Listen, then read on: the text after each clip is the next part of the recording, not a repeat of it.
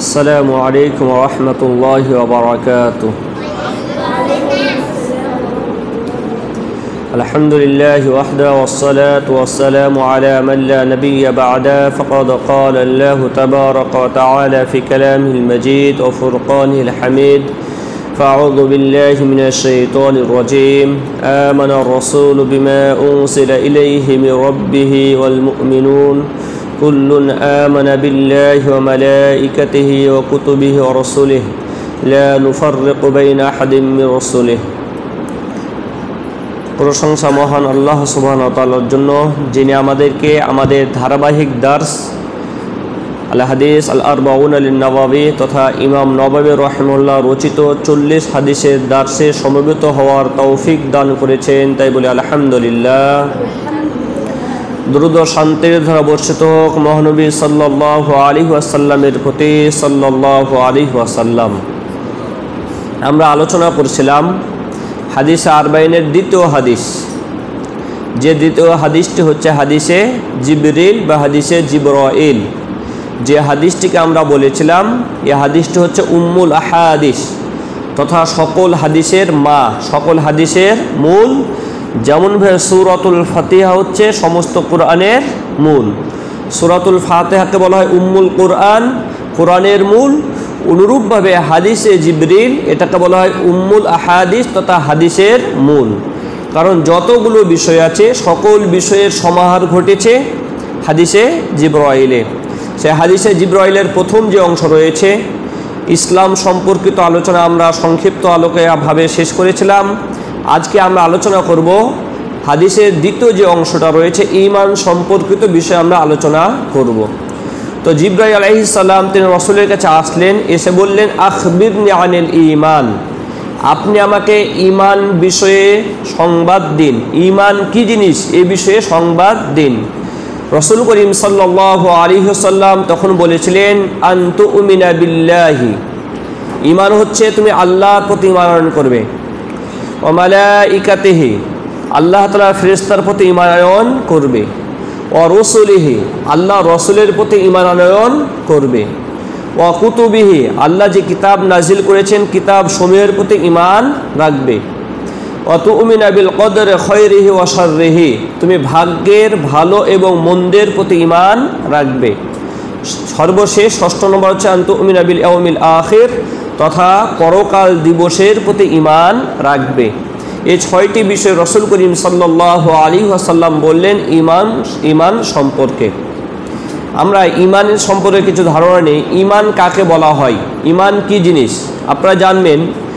সবচেয়ে বাতিল ফিরকা বা অনেক বাতিল দলের সৃষ্টি হয়েছে ঈমানকে কেন্দ্র করে।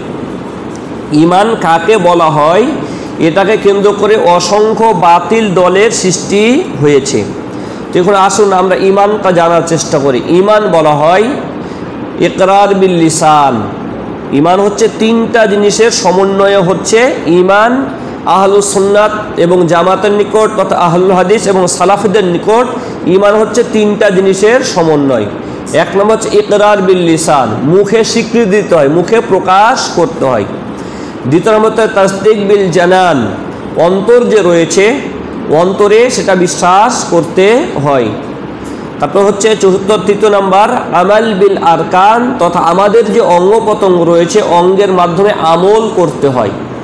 যদি এই 3টা পাই, অন্তরে বিশ্বাস করি, মুখে স্বীকৃতি দিই এবং আমল করি, তাহলে হচ্ছে ঈমান। এটা হচ্ছে আহলুস সুন্নাত এবং জামাতের নিকট। পক্ষান্তরে মুরজিয়া সম্প্রদায় যারা রয়েছেন, মুরজিয়া সম্প্রদায়, বিশেষ করে মুরজিয়াদের দিকে নিসবত করা হয়েছে ইমাম আবু হানিফা রাহিমাহুল্লাহ, ইমাম আবু হানিফা রাহিমাহুল্লাহর ওস্তাদ হাম্মাদ বিন সালামা, এরকম আরও কিছু মুহাদ্দিস ছিলেন। মুহাদ্দিস হওয়া সত্ত্বেও তারা মুরজিয়াদের দিকে ঝুঁকেছিলেন। এরকম এদেরকে মুরজিয়াতুল ফুকাহা বলা হয়। মুরজিয়া একটা দল, এই দলের আবার 2টা শাখা রয়েছে, একটা হলো কঠোরপন্থী আর একটা ফুকাহাপন্থী, শিথিলপন্থী। তো আবু হানিফা রাহিমাহুল্লাহ বা এই মুরজিয়া ফুকাহা তারা মনে করে ঈমান হচ্ছে অন্তরে বিশ্বাসের নাম, মুখে স্বীকৃতি দেওয়ার নাম, আমলটা ঈমানের অন্তর্ভুক্ত হবে না। এটা হচ্ছে ইমাম আবু হানিফা রাহিমাহুল্লাহ সহ আরও কিছু মুরজিয়াদের অন্তর বা মত। যদিও আমরা এই মতকে সঠিক মনে করি না, কারণ এটা কোরআন এবং সুন্নাহর অসংখ্য আয়াত এবং হাদিস বিরোধী এটা কথা। কারণ আল্লাহ তাআলা বলছে ইন্নাল্লাহা লা ইউযিউ ঈমানাকুম, আল্লাহ তোমাদের ঈমান নষ্ট করবেন না। ঈমান নষ্ট করা দ্বারা উদ্দেশ্য কি আপনারা জানেন। আল্লাহ রাসূল করিম সাল্লাল্লাহু আলাইহি ওয়াসাল্লাম মক্কা থেকে হিজরত করে মদিনায় গেলেন। মদিনায় যাওয়ার পর রাসূল কোন দিকে মুখ করে সালাত আদায় করতেন? মসজিদে আকসা এর দিকে মুখ করে, মসজিদে মসজিদ আকসা যেটা বাইতুল মুকাদ্দাস সেদিকে মুখ করে সালাত আদায় করেছিলেন 16 থেকে 17 মাস। এরপর আয়াত নাজিল হলো কেবলা কাবাকে বানানো, কাবামুখী হওয়ার। তো এই যে 16-17 মাস বাইতুল আকসার দিকে মুখ করে সালাত আদায় করলো, সাহাবাদের মধ্যে সংশয় দেখা গেল আমাদের এই সবগুলো কবুল হবে না হবে না। আল্লাহ তখন আয়াত নাজিল করলে আল্লাহ তোমাদের ঈমানকে নষ্ট করবেন না। ঈমান দ্বারা কি উদ্দেশ্য নিলেন? আল্লাহ সলাৎকে উদ্দেশ্য নিলেন। ঈমান দ্বারা কি উদ্দেশ্য নিলেন? সলাৎ। তাহলে সলাৎ এটা হচ্ছে আমল, অঙ্গ প্রত্যঙ্গের আমল। এই সলাৎ যদি ঈমানের অন্তর্ভুক্ত না হতো তাহলে ঈমানকে বা সলাৎকে ঈমান নামকরণ করা সঠিক হতো না। আল্লাহ রাসূল করিম সাল্লাল্লাহু আলাইহি ওয়াসাল্লাম বলছে আল ঈমানু বিদু ওয়া সাবুনা শুআবাতাম মিনাল ঈমান, বা 70-এর অধিক 60-এর অধিক শাখা প্রশাখা হচ্ছে ঈমানের শাখা প্রশাখা রয়েছে। এরপর ঈমানের শাখা বলতে কি বললেন? ফাআলাহা কাউলু লা ইলাহা ইল্লাল্লাহ, সবচেয়ে উন্নত মানের যেটা সেটা হচ্ছে লা ইলাহা ইল্লাল্লাহ বলে। ওয়া আদনাহা ইমাতাতুল আযা আনিত তরিক, আর সবচেয়ে নিম্নমানের যেটা রাস্তা থেকে কষ্টদায়ক জিনিস দূর করা। তাহলে রাসূল ঈমানের ব্যাখ্যায় কাকে নিয়ে আসলেন? আমলকে নিয়ে আসলেন। সুতরাং বিশুদ্ধ মত হচ্ছে ঈমানের সংজ্ঞাতে আমল অন্তর্ভুক্ত হবে, যেটা আমাদের হানাফি ভাইরা করেন না। না করার কারণে ঈমানের বৃদ্ধি এবং কম হওয়া এটাও তারা মানতে চান না। ঈমান বাড়ে না, ঈমান কমে না। যদিও কোরআনের আয়াত হাদিস ইমাম বুখারী রাহিমাহুল্লাহ সহিহুল বুখারীতে অনেক দলিল নিয়ে এসে দেখাইছেন, আমি সেই বিস্তারিত আলোচনার দিকে যাচ্ছি না। তো বলছিলাম ঈমান, মুরজিয়াদের কাছে ঈমান হচ্ছে তাহলে অন্তরে বিশ্বাস করবে, মুখে স্বীকৃতি দেবে। মুরজিয়া গুলাত যারা চরমপন্থী মুরজিয়া, এদের অপর নাম বলা হয়েছে কারামিয়া সম্প্রদায়। আপনার নাম শুনেছেন, কারামিয়া সম্প্রদায় রয়েছে, বাতেনি সম্প্রদায় রয়েছে, জাহমি সম্প্রদায় রয়েছে, জাহমিয়া। এদের আবার ঈমানটা ভিন্ন। এদের কাছে ঈমান হচ্ছে কারামিয়া সম্প্রদায় ঈমান ওয়াল মারিফা ফাকাত, ঈমান হচ্ছে জানা। আমি আল্লাহকে জানি, বুঝি যে আল্লাহ বলতে একজন আছে, জানলে সে কি হয়ে যায়? ঈমানদার হয়ে যায়। তাহলে শয়তান তাদের কাছে কি? শয়তান তাদের কাছে কি? ঈমানদার। কারণ শয়তান আল্লাহকে চিনে না, আল্লাহকে বিশ্বাস করে না। ফিরাউন তাদের কাছে কি? ঈমানদার। কারণ ফিরাউন আল্লাহকে বিশ্বাস করতো না। মানে যত কাফের আছে এক কথায় নাস্তিকবাদে সকল কাফেরই তাদের কাছে কি হয়ে গেছে? ঈমানের অন্তর্ভুক্ত হয়ে গিয়েছে কারামিয়া সম্প্রদায়ের নিকটে, জাহমিয়াদের নিকটে। এই কারণে আমরা এগুলোকে সঠিক মনে করি না। আমরা ঈমান যেটা মনে করি, অন্তরে বিশ্বাস করতে হবে, মুখে স্বীকৃতি দিতে হবে এবং আমল করতে হবে, তাহলে সে ঈমানদার হবে। ঈমানের সংজ্ঞা হলো এটা। এরপরে আসুন ঈমানের যে 6টি রোকন আমরা যে হাদিসে পড়লাম, আমাদের জিবরাইলের হাদিসে ঈমানের 6টি রোকনের কথা হচ্ছে। 1 নম্বর আল ঈমান বিল্লাহ, আল্লাহর প্রতি ঈমান। আল্লাহর প্রতি ঈমান বলতে আমরা কি বুঝি? আল্লাহর প্রতি ঈমানটা সাব্যস্ত হবে যখন 4টা জিনিস পাওয়া যাবে। কয়টা জিনিস? 4টা জিনিস পাওয়া গেলে আল্লাহর প্রতি ঈমানটা সাব্যস্ত হবে। 1 নম্বর আল ঈমান বিউজুদিল্লাহি তাআলা, আল্লাহর অস্তিত্ব আছে এটা বিশ্বাস করতে হবে। আল্লাহর কি আছে? অস্তিত্ব আছে, এটা বিশ্বাস করতে হবে। কেউ যদি আল্লাহর অস্তিত্বকে অস্বীকার করে সে কি থাকতে পারবে না? মুসলিম থাকতে পারবে না। যেমন মনে করুন যারা নাস্তিক, আল্লাহর অস্তিত্বে বিশ্বাস করে তাহলে তারা মুসলিম থাকতে পারবে? থাকতে পারবেন না। অস্তিত্ব বলতে আমরা কি বুঝি? আপনাদের সহজে বোঝানোর জন্য বলি, এই পৃথিবী আছে না নাই? পৃথিবীর অস্তিত্ব আছে না নাই? সহজে আমরা ফ্যান দেখছি, ফ্যানের অস্তিত্ব আছে না নাই? এই যে ফ্যানের যেমন অস্তিত্ব আছে, মাখলুকাতের যেমন অস্তিত্ব আছে, এইভাবে আল্লাহ সুবহানাহু ওয়া তাআলার কি রয়েছে? অস্তিত্ব রয়েছে। উজুদ, আল্লাহ তাআলার অস্তিত্ব রয়েছে। কেউ যদি আল্লাহর এই অস্তিত্বটাকে, আল্লাহর বিদ্যমানটাকে অস্বীকার করে সে মুসলিম থাকতে পারবে না। এই ক্ষেত্রে একটি গুরুত্বপূর্ণ বিষয় আপনাদের জানা দরকার। যারা রয়েছে দর্শনবিদ, দার্শনিক যারা রয়েছেন, ফালাসাফা, দর্শন শাস্ত্রবিদ, বিশেষ করে আপনার নাম সে ইবনে সিনার নাম শুনেছেন। যে ইবনে সিনা হচ্ছে আপনার মেডিসিন শাস্ত্রের যে কিতাব আল কানুন, যে বই তিনি লিপিবদ্ধ করেছিলেন, পরবর্তীতে ইউরোপিয়ানরা এই বইটাকে ইংরেজি ভাষায় রূপান্তর করে তারা সর্বশ্রেষ্ঠ চিকিৎসা শাস্ত্রে উন্নতি সাধন করেছে ইবনে সিনার লিখিত গ্রন্থ দিয়ে। ইবনে সিনাকে নিয়ে আমরা গর্ব অহংকার করি এই চিকিৎসা শাস্ত্রে এদিকে লক্ষ্য করে, কিন্তু আকীদার দিক দিয়ে একবারে করুণ আকীদার অধিকারী। উনারা বিশ্বাস করতেন আল্লাহর অস্তিত্ব বলতে বাস্তবিক কিছু নাই।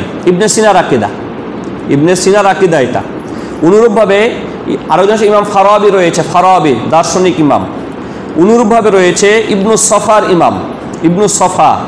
এরা দার্শনিক ছিলেন, মুসলিম দার্শনিক হিসেবে এদেরকে আমাদের সামনে তুলে ধরা হয়। কিন্তু আকীদার ক্ষেত্রে এরা বিশ্বাস করতেন আল্লাহ তাআলার অস্তিত্ব শুধুমাত্র খিয়ালি, আল্লাহর বিদ্যমানটা কি কাল্পনিক, বাস্তবিক অর্থে আল্লাহর কি নাই, কোনো বিদ্যমান নাই। এ ছিল তাদের বিশ্বাস। কাল্পনিক মানে আল্লাহ তাআলার বাস্তবিক বিদ্যমান অস্তিত্ব আছে এটা তারা কি করে না, অস্বীকার করে না, কাল্পনিকভাবে বিশ্বাস করে। তাহলে তারা মুসলিম থাকতে পারবে? কোশ্চিনকালেও মুসলিম থাকতে পারবে না। কারণ ওলামাগণ তাদেরকে কাফের হিসেবে আখ্যায়িত করেছেন তাদের এই চিন্তাধারার কারণে। তাহলে আল্লাহর অস্তিত্বে বিশ্বাস করতে হবে, অস্তিত্বটা কি না হয়, কাল্পনিক কোনো অস্তিত্ব না হয়। কাল্পনিক অস্তিত্বে বিশ্বাস করলে সে মুসলিম থাকতে পারবে না। যাদের নাম বললাম মুসলিম দার্শনিক, এদের এই প্রভাব সৃষ্টি হয়েছে কেন? দর্শন শাস্ত্রের যেটা গ্রিক যে দর্শন রয়েছিল, গ্রিক শাস্ত্রের জ্ঞানগুলো যখন আরবি করা হলো, আরবি সেই জ্ঞানগুলো মুসলিম সমাজে ছড়িয়ে পড়লো, তখন তাদের মাঝে এই বস্তা পচা সংস্কৃতি বা এই চিন্তাধারা প্রচার প্রসার ঘটেছে। সুতরাং আমরা যেটা বিশ্বাস করি, এক নম্বর উজুদুল্লাহ তাআলা, আল্লাহর অস্তিত্বে আমাদের বিশ্বাস রাখতে হবে। অবশ্যই আল্লাহর অস্তিত্ব আছে, বাস্তবিক অস্তিত্ব আছে, কাল্পনিক কোনো অস্তিত্ব নয়। যাদের কথা বললাম এরা কাল্পনিক অস্তিত্বে বিশ্বাস করে, এই কাল্পনিক অস্তিত্বে বিশ্বাস করার কারণে তারা মুসলিম থাকতে পারবে না। দুই একটা কথা বলে দিই আপনাদের ইবনে সিনা সম্পর্কে। তাদের মতে এই যে বিশ্বজাহান আছে না, বিশ্বজাহান আল্লাহর সৃষ্টি না, বিশ্বজাহান নিজে নিজে সৃষ্টি হয়েছে। তাদের মতে বিশ্বজাহান নিজে নিজে সৃষ্টি হয়েছে, কিন্তু সরাসরি তো এই কথা বলতে পারে না, বললে তো মুসলিম থাকতে পারবে না মুসলিম সমাজে।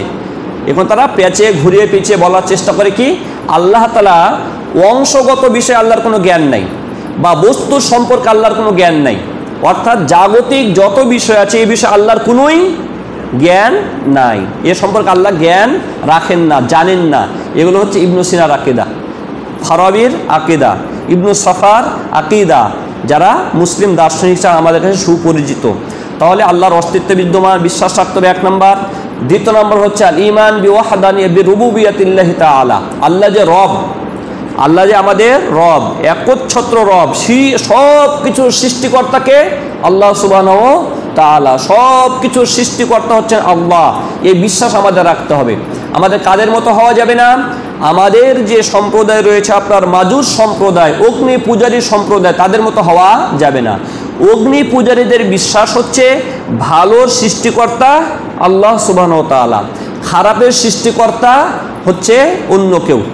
খারাপের সৃষ্টিকর্তা ব্যক্তি নিজেই নিজের খারাপটা সৃষ্টি করে, খারাপের সৃষ্টিকর্তাকে নয়, আল্লাহ সুবহানাহু ওয়া তাআলা নয়। এই বিশ্বাস হচ্ছে কদারিয়া সম্প্রদায়ের। আমাদের মুসলিম নামধারী যারা কদারিয়া সম্প্রদায়, আল্লাহ কদারিয়া মাজুস হাদিল উম্মাহ, এই উম্মতের অগ্নি পুজো হচ্ছে কারা? কদারিয়া সম্প্রদায়, যারা বিশ্বাস করে ভালো সৃষ্টিকর্তা আল্লাহ, খারাপের সৃষ্টিকর্তা বান্দা নিজে। তাহলে সৃষ্টিকর্তার সংখ্যা কত বলুন তো?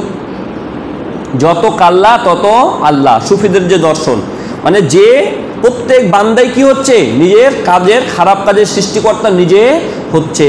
আমরা এটা বিশ্বাস করি। আমরা বিশ্বাস করি ভালো খারাপ যা কিছু যা সব কিছুর সৃষ্টিকর্তা হচ্ছেন আল্লাহ সুবহানাহু ওয়া তাআলা। শুধু তাই নয়, হাসান বাসরী রাহিমাহুল্লাহকে জিজ্ঞাসা করা হয়েছিল, তাকে বলা হয়েছিল মান খালাকা শাইতান, শয়তানকে কে সৃষ্টি করলো, শয়তানকে কে সৃষ্টি করলো? তখন হাসান বাসরী বলছে হাল মিন খালিকিন গায়রুল্লাহ, আল্লাহ ছাড়া কি অন্য কেউ সৃষ্টিকর্তা রয়েছে?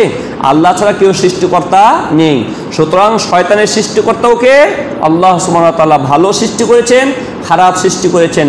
ভালো সৃষ্টি করেছেন বান্দার কল্যাণের জন্য, খারাপ সৃষ্টি করেছেন বান্দাকে পরীক্ষা করার জন্য। সুতরাং সব কিছুর সৃষ্টিকর্তা হচ্ছে আল্লাহ সুবহানাহু ওয়া তাআলা। হাল মিন খালিকিন গায়রুল্লাহ, আল্লাহ তাআলা বলছে আল্লাহ ছাড়া অন্য কেউ সৃষ্টিকর্তা নেই। তাহলে আমরা দ্বিতীয় নাম্বার যেটা হবে ঈমান বিরুবুবিয়াতি তাআলা, আল্লাহ তাআলা রব, প্রতিপালক, সৃষ্টিকর্তা, একমাত্র তিনি সৃষ্টিকর্তা, এই বিশ্বাস আমাদের রাখতে হবে। অন্য কাউকে সৃষ্টিকর্তা হিসেবে বিশ্বাস রাখা যাবে না।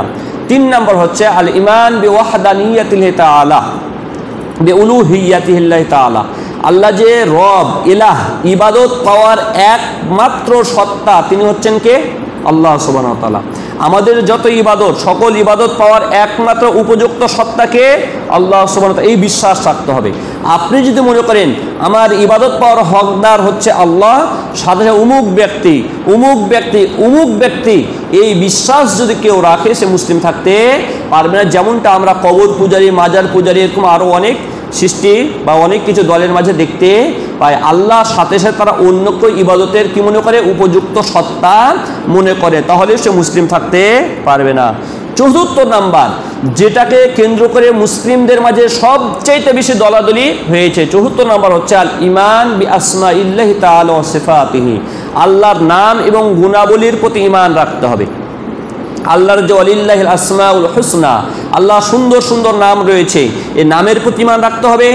আল্লাহর যে সিফাতের কথা কোরআন হাদিসে বর্ণিত হয়েছে, এগুলোর সিফাতের প্রতি বিশ্বাস রাখতে হবে। কিভাবে বিশ্বাস রাখবো? বিলা তাকইফিন, আমরা কোনো কাইফিয়াত, ধরন বর্ণনা করব না।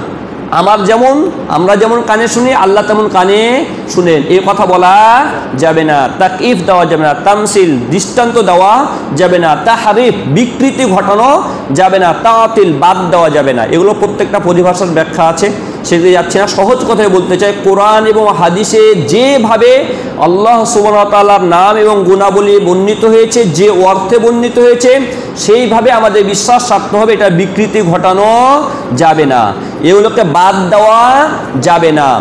এই হলো আমাদের আল্লাহর নাম এবং গুণাবলীর প্রতি আহলুস সুন্নাহ এবং জামাতের বিশ্বাস। এর বিপরীতে আপনারা দেখবেন আমাদের সমাজ আশআরী সমাজ, আমাদের সমাজ মাতুরিদি সমাজ, আবুল হাসান আল আশআরী, আবু মনসুর আল মাতুরিদি, তাদের প্রভাবে প্রভাবান্বিত হয়েছে আমাদের হানাফি সমাজ। এই করে তারা যেটা করে, আল্লাহর সিফাতের হাকিকি অর্থ তারা নেয় না। আল্লাহর সিফাতগুলোর মাঝে রূপক অর্থ নাই। কি অর্থ? রূপক অর্থ। যেমন আল্লাহ সুবহানাহু ওয়া তাআলা বলছেন, আমি নিজ হস্তে আদমকে সৃষ্টি করেছি, খলাকতুকা বিয়াদাইয়া, তোমাকে আমি নিজ হাতে সৃষ্টি করলাম। নিজ হাতে সৃষ্টি করলাম বলতে তারা আল্লাহর হাতে বিশ্বাস করে না, আল্লাহর হাতে তারা বিশ্বাস করে না। আল্লাহর হাত বলতে তারা অর্থ করে ক্ষমতাতে, কুদরাতে, ক্ষমতাতে সৃষ্টি করলাম, আমার ক্ষমতা বলে তোমাকে সৃষ্টি করেছিল। এবার বলুন তো, আদমের কোনো মর্যাদা থাকলো? সারা পৃথিবীতে সৃষ্টি হয়েছে কি বলে? আল্লাহর ক্ষমতা বলে। তা আল্লাহ যদি ক্ষমতা বলে সারা পৃথিবী সৃষ্টি করেন, আর আদমকেও ক্ষমতা বলে সৃষ্টি করেন, তা আদমের কি বিশেষ মর্যাদা সাব্যস্ত হলো না? তা আমাদেরকে যে বিশ্বাস করতে হবে, আল্লাহর যে গুণাবলীগুলো বর্ণিত হয়েছে হাকিকি প্রকৃত অর্থেও নিতে হবে, রূপক কোনো অর্থ নেওয়া যাবে না। একটা মজার বিষয় হলো, যারা বাতিলপন্থী আছে তারা কোরআনের হরকত পর্যন্ত চেঞ্জ করেছে নিজের মতদর্শ সাব্যস্ত করার জন্য। নিজের মতদর্শ সাব্যস্ত করার জন্য হরকত পরিবর্তন করেছে। যেমন আপনারা জানেন, কাল্লামাল্লাহু মূসা তাকলিমা, কাল্লামাল্লাহু, আল্লাহ কথা বলেছে, মূসা কার সাথে? মূসার সাথে কথা বলেছে, তাকলিমা, প্রকৃত অর্থে কথা বলেছেন। আরবি গ্রামেটিক্যাল কিছু বিষয় রয়েছে, আপনারা এগুলো বুঝবেন না, তাও বলে রাখি। একটা হলো ফেল, ভার্ব, আর একটা ভার্বের যে মূল উৎস, যেটাকে হয় মাসদার বলা হয় আরবিতে, মূল ধাতু। এই দুইটা যখন একসাথে চলে আসে তখন সেটার হাকিকি অর্থ করতে হয়, রূপক কোনো অর্থ করা যায় না। তো কাল্লামা এটা হলো ভার, আর এর মূল ধাতু মাসদার হচ্ছে তাকলিমা। তো এখানে কিসের অর্থ করতে হবে? কথা বলারই অর্থ করতে হবে, অন্য কোনো অর্থ করা যাবে না আরবি ভাষা অনুসারে।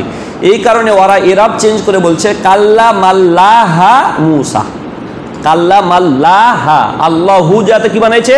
আল্লাহ বানাইছে, মানে মূসা আল্লাহর সাথে কথা বলেছেন, আল্লাহ কথা বলেনি। এইভাবে এরাবকে তারা চেঞ্জ করেছেন, পরিবর্তন করেছে। তো আমরা এটা মনে করি আল্লাহ সুবহানাহু ওয়া তাআলার যে নাম এবং সিফাত আমরা হাকিকি অর্থে বিশ্বাস করি, রূপক অর্থে বিশ্বাস করি না। এই কারণে সালাফে সলিহিনগণ যেটা উপদেশ দিতেন, আলজিম আকিদাতুল আরবি, মূর্খ ব্যক্তির আকীদা নিবা। কার আকীদা নিতে হবে? মূর্খ ব্যক্তির আকীদা নিতে হবে, শিক্ষিত ব্যক্তির আকীদা নেওয়া যাবে না। কেন? একজন মূর্খকে যদি বলেন হাত, একজন রিক্সা চালককে যে আপনি যে জিজ্ঞাসা করেন হাত, হাত বললে সে কি বুঝবে? ক্ষমতা বুঝবে? হাত বললে শক্তি বুঝবে? হাত বললে অনুগ্রহ বুঝবে?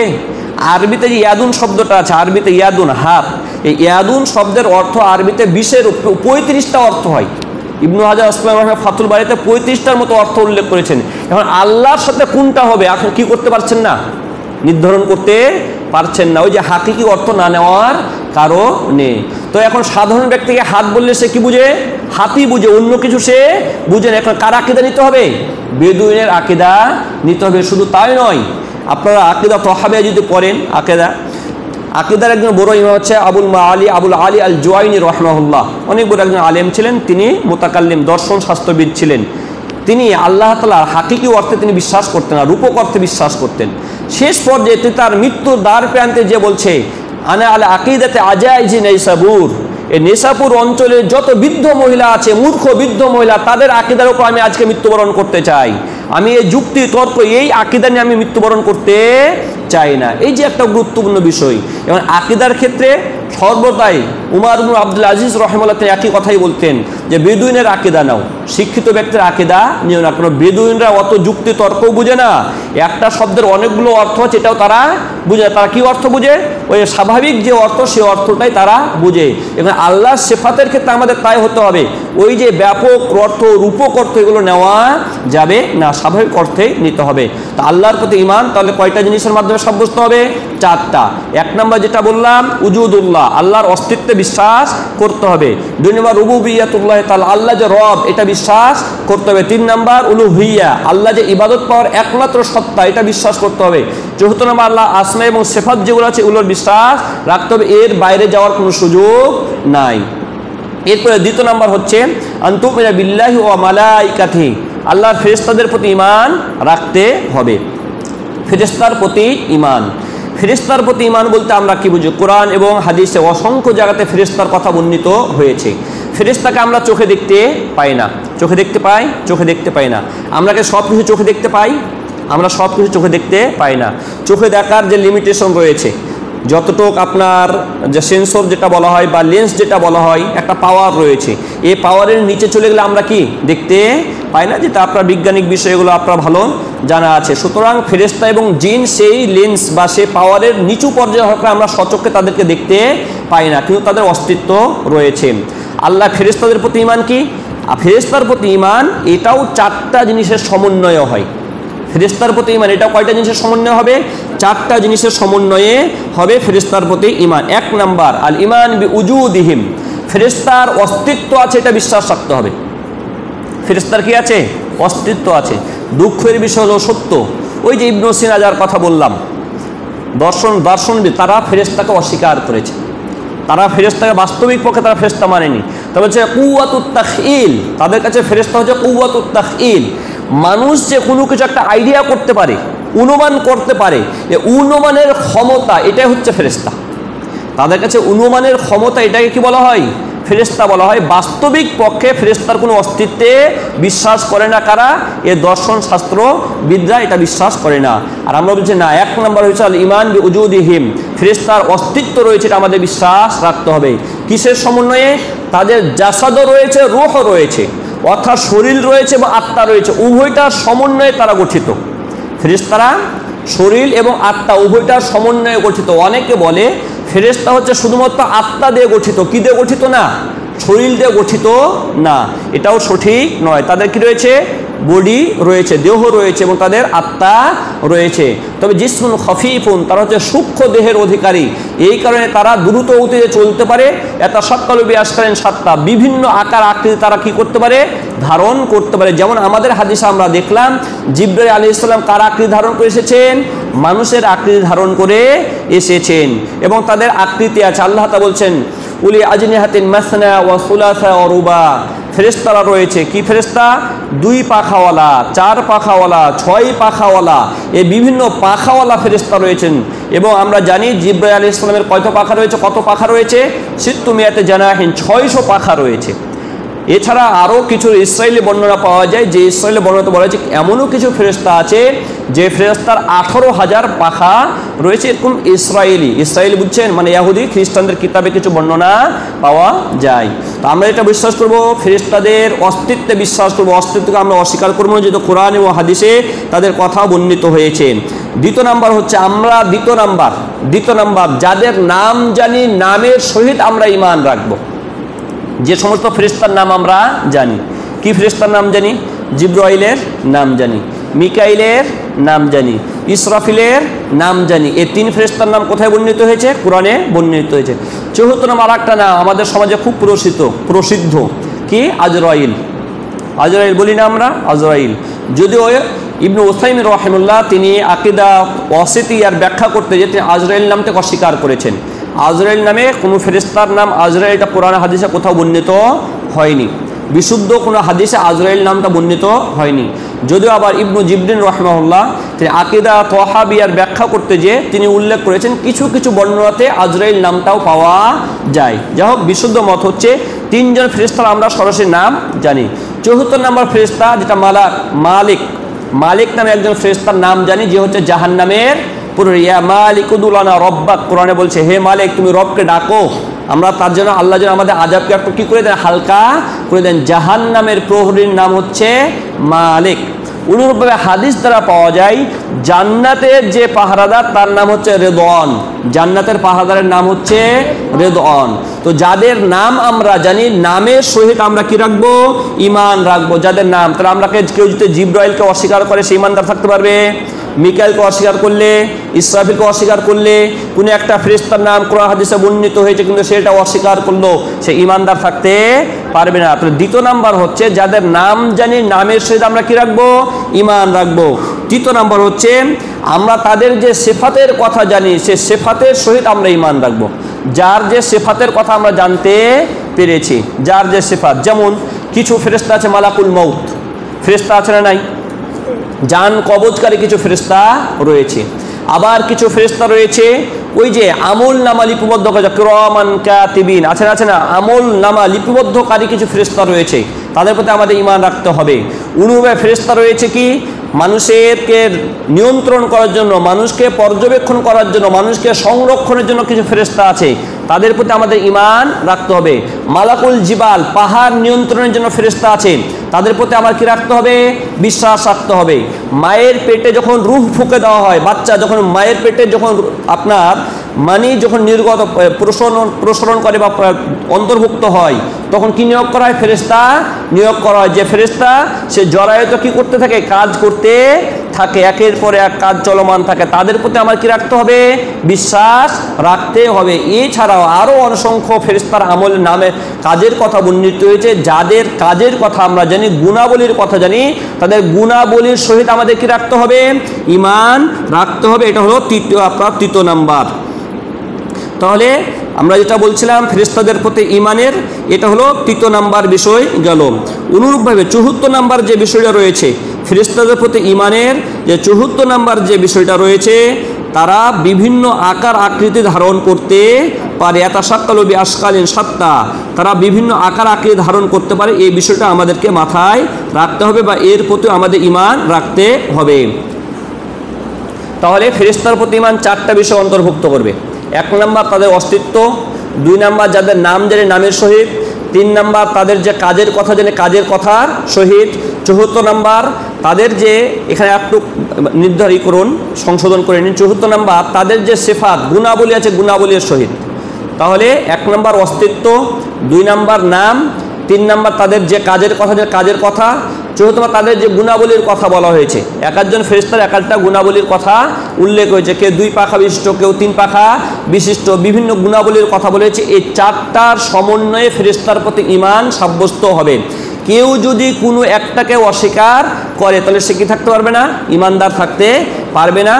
এই কারণে অনেক রয়েছে, বিশেষ করে যাদের কথা বললাম দার্শনিক যারা রয়েছে, দার্শনিকরা ফেরেশতাদের অস্তিত্বকে তারা অস্বীকার করেছে। নাম গুণাবলী কাজ তো আরও দূরের বিষয়, এখানে তারা স্বাভাবিকভাবে ঈমানদার থাকতে পারবে না। এটা হচ্ছে ঈমানের 2 নাম্বার রকম। এখন 3 নাম্বার রকম হচ্ছে অরুসুলিহি, আল্লাহ রসুলের প্রতি ঈমান রাখতে হবে। নবী এবং রসুল যে আল্লাহ প্রেরণ করেছে তার প্রতি আমাদের ঈমান রাখতে হবে। যে সমস্ত নবী এবং রসুলের নাম জানি নামের সহিত আমরা ঈমান রাখবো, আর যে সমস্ত নবী এবং রসুলের নাম আমরা জানি না, নাম ছাড়া তাদের প্রতি আমরা ঈমান রাখবো। আল্লাহ অসংখ্য নবীর নাম আমাদের কাছে বর্ণনা করেছেন, আবার এর বাইরে অসংখ্য নবী রসুলের নাম তিনি আমাদের সামনে কি করেননি, বর্ণনা করেননি। বিভিন্ন ঘটনা বর্ণনা করেছেন, তাদের বিভিন্ন কিস্সা কাহিনী ঘটনা আল্লাহ বর্ণনা করেছেন, কিন্তু তাদের নাম উল্লেখ করেননি। সুতরাং যাদের নাম জানি নামের সহিত বিশ্বাস রাখবো, যাদের নাম জানি না তাদের নাম ছাড়া আমরা তাদের প্রতি কি রাখতে হবে? বিশ্বাস রাখতে হবে আমাদেরকে। যদি আমরা এগুলোকে অস্বীকার করি তাহলে আমাদের ঈমান থাকবে না। অনুরূপভাবে তাহলে রসুলের প্রতি যে ঈমানটা রয়েছে, রসুলের প্রতি নাম জানা না জানা এগুলো সব আমাদের বিশ্বাস করতে হবে, এবং সাথে সাথে তারা আসমানি কিতাব পেয়েছেন সেই কিতাবের প্রতি আমাদের ঈমান রাখতে হবে। তাহলে রসুলের আমরা সংক্ষিপ্তভাবে বলি, যাদের নাম জানি না উভয়ের প্রতি ঈমান রাখতে হবে। প্রথম রসুল কে ছিলেন? নূহ আলাইহিস সালাম। প্রথম রসুল নূহ। সর্বশেষ রসুল মুহাম্মদ সাল্লাল্লাহু আলাইহি ওয়াসাল্লাম। প্রথম নবী ছিলেন আদম আলাইহিস সালাম। নবী এবং রসুলের পার্থক্য কি? নবী বলা হয় যাদেরকে ওয়াহি করা হয়েছে, শরীয়ত দেওয়া হয়েছে, কিন্তু সেটা প্রচারের আদেশ করা হয়নি। আল্লাহ তাদেরকে ওয়াহি করেছেন যাতে তারা আমল করে, তাদের আমল দেখে দেখে তার সমাজবাসী কি শিখতে পারে? আমল শিখতে পারে। কিন্তু কি করা হয়নি? কিসের আদেশ করা হয়নি? প্রচারের আদেশ করা হয়নি। এরা হচ্ছেন নবী। রসুল যাদেরকে আল্লাহ তাআলার পক্ষ থেকে ওয়াহি হয়েছে, শরীয়ত দেওয়া হয়েছে, এবং সেই শরীয়ত প্রচারেরও কি করা হয়েছে? আদেশ করা হয়েছেন, তারা হচ্ছেন রসুল। আল্লাহ সাধারণত কোরআনেতে যেটা 25 জন রসুলের কাহিনী উল্লেখ করেছেন, 25 জন রসুলের কাহিনী কোরআনে আল্লাহ তাআলা উল্লেখ করেছেন। আর রসুলদের মাঝে সর্বশ্রেষ্ঠ হচ্ছেন মুহাম্মদ সাল্লাল্লাহু আলাইহি ওয়াসাল্লাম, তিনি হচ্ছেন সর্বশ্রেষ্ঠ রসুল। এরপরে সর্বশ্রেষ্ঠ হচ্ছেন খলিল ইব্রাহিম আলাইহিস সালাম, তিনি হচ্ছেন সর্বশ্রেষ্ঠ মুহাম্মদ সাল্লাল্লাহু আলাইহি ওয়াসাল্লামের পরে। কারণ আল্লাহ তাআলা বন্ধু রূপে মাত্র 2 জনকে গ্রহণ করেছেন খলিল রূপে। খলিল হচ্ছে একবার অন্তরঙ্গ বন্ধু, তিনি মাত্র 2 জনকে গ্রহণ করেছেন। একজন হচ্ছেন মুহাম্মদ সাল্লাল্লাহু আলাইহি সাল্লাম, দ্বিতীয়জন হচ্ছেন ইব্রাহিম আলাইহিস সালাম। এছাড়া যত নবী রসুল আরও যারা ছিলেন তা আল্লাহ তাআলা মাহবুব প্রিয়ভাজন ব্যক্তি ছিলেন, কিন্তু খলিল ছিলেন না। খলিল মাত্র এই 2 জনই ছিলেন আল্লাহ সুবহানাহু ওয়া তাআলার। এরপর আসুন কিতাবের প্রতি ঈমান। আল্লাহ তাআলার কিতাবের প্রতি ঈমান, এটা হচ্ছে 4th নাম্বার রোকন, ঈমানের রোকন। আর কিছু জায়গাতে 3য় নাম্বার হিসেবে উল্লেখ করা হয়েছে। যা হোক, কিতাবের প্রতি যে ঈমান, আমরা যে সমস্ত কিতাবের নাম জানতে পারি সে সমস্ত কিতাবের প্রতি আমাদের ঈমান রাখতে হবে। যেমন তাওরাতের নাম আমরা জানি, ইনজিলের নাম আমরা জানি, তারপরে জাবুরের নাম আমরা জানি, এগুলোর প্রতি আমাদের ঈমান রাখতে হবে। কেউ যদি এগুলো কোনো একটাকে অস্বীকার করে তাহলে সে কি থাকতে পারবে না? মুসলিম থাকতে পারবে না। আমরা কোরআনে বিশ্বাস করি, তো এই 4টি গ্রন্থের নাম আমরা জানি, বাকি গ্রন্থগুলোর নাম আমরা জানি না। সুতরাং 4টির প্রতি আমরা ঈমান রাখবো, নামের সহিত বিশ্বাস রাখবো। তবে বর্তমানে যে তাওরাত রয়েছে, বর্তমানে যে ইনজিল রয়েছে, এই তাওরাত এবং ইনজিলটা আল্লাহ তাআলার কিতাব, এ কথা আমরা বলবো না। কারণ এই তাওরাত এবং জাবুরে কি হয়েছে? অনেক বিকৃতি হয়েছে। সুতরাং তাওরাত কিতাব হিসেবে বিশ্বাস রাখবো, জাবুর ইনজিল কিতাব হিসেবে বিশ্বাস রাখবো। তবে খ্রিস্টান ইহুদিদের হাতে যে কিতাব রয়েছে এটাকে আমরা এটাই আল্লাহর কিতাব বলে আমরা বিশ্বাস করব না, কারণ এর ভিতরে কি আছে? অনেক বিকৃতি রয়েছে। আবার যদি তাদের কিতাবের এমন কিছু পাওয়া যায় যেটা আমাদের কোরআনের সাথে মিল, আমরা সেটাকে কি করতে পারবো না? আল্লাহর কালাম না, এটা অস্বীকারও করতে পারবো না। কারণ যদি সেটা আল্লাহর কালাম হয়ে যায় তাহলে আমি আবার অস্বীকার করার মাধ্যমে কি হয়ে যাব? ঈমান হারা হয়ে যাব। তবে তাদের কিতাবে যদি এমন কিছু পাওয়া যায় যেটা আমাদের কোরআনের সাথে সাংঘর্ষিক, কোরআনে বলা হয়েছে একরকম, তাদের কিতাবে বলা হয়েছে আরেক রকম, তাহলে অবশ্যই সেটাকে কি সাব্যস্ত করতে হবে? মিথ্যা হিসাবে বিশ্বাস করতে হবে, যেহেতু কোরআনের সাথে সাংঘর্ষিক হয়ে গিয়েছে। এই কারণে আসমানে যে কিতাবগুলো রয়েছে যেগুলোর নাম জানি, নামের সহিত ঈমান রাখবো। আর যেগুলো আমরা নাম জানতে পারি না, সুহুফে ইব্রাহিমের কথা বলেছে, ইব্রাহিমের পাণ্ডুলিপির কথা বলেছে, তার নাম কি আমরা জানি না, আমরা সেভাবে কি রাখবো? বিশ্বাস রাখবো। এবং আমরা যে বর্তমানে যে পাণ্ডুলিপিগুলো রয়েছে এটাকে সরাসরি আল্লাহর কিতাব আমরা এই কথা বলবো না। আবার তার কোনো একটা অংশকে স্বাভাবিক অবস্থায় অস্বীকার করব, এটাও করা যাবে না যদি সেই অংশটা আমাদের কোরআন হাদিসের সাথে কি না হয়? সাংঘর্ষিক না হয়। তাহলে এই কিতাবের প্রতি ঈমান। এরপরে চলে আসুন পরকালের দিবসের প্রতি ঈমান। ভাগ্যের প্রতি ঈমানটা আগে বলে, আনতুমিনা বিল কদরে খায়রিহি ওয়া শাররিহি। ভাগ্যের প্রতি ঈমান, আমরা বিশ্বাস করি তাকদির আল্লাহ নির্ধারণ করেছেন, সুতরাং তাকদিরের প্রতি আমাদের ঈমান রাখতে হবে। তাকদিরকে অস্বীকার কোনো সুযোগ নাই। তাকদিরের প্রতি ঈমান 4টা বিষয়কে অন্তর্ভুক্ত করবে। তাকদিরের প্রতি ঈমান কয়টা বিষয়কে? 1 নাম্বার, আমাদেরকে বিশ্বাস করতে হবে আল্লাহ সব কিছুর জ্ঞান রাখেন।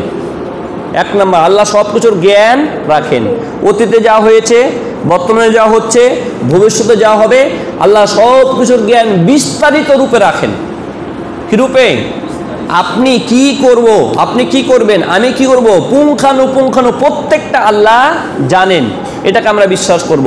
এখানে কাদারিয়া সম্প্রদায়, যেটা বললাম কাদারিয়া সম্প্রদায়, তারা মনে করে আল্লাহ জ্ঞান রাখে না, বান্দা করার পরে আল্লাহ জানে। আমরা করার পরে কি জানতে পারে? আল্লাহ জানতে পারে, তার আগে আল্লাহ জানে না। তাহলে এই আকীদা হলে সে মুসলিম থাকতে পারবে? পারবে না। কোরআনে অসংখ্য আয়াতকে কি করা হবে? অস্বীকার করে। আল্লামুল গায়ুব, আল্লাহ তাআলা অদৃশ্যের সম্পর্কে অধিক জ্ঞানী। তাহলে আমরা বিশ্বাস করব আল্লাহ সব কিছু জানেন, এক নাম্বার। দ্বিতীয় নাম্বার, কিতাবাতুল্লাহ, আল্লাহ সব কিছু লিপিবদ্ধ করে রেখেছেন। আল্লাহ সব কিছু লিপিবদ্ধ করেছে। আসমান জমির সৃষ্টির 50,000 বছর পূর্বে আল্লাহ সব কিছু কী করেছেন? লিপিবদ্ধ করে রেখেছেন।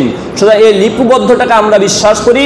যেটাকে বিশ্বাস করে না কাদারিয়া সম্প্রদায়, যেটাকে বিশ্বাস করে না। আল্লাহ যেহেতু জানেই না, তাহলে লিখবে কি?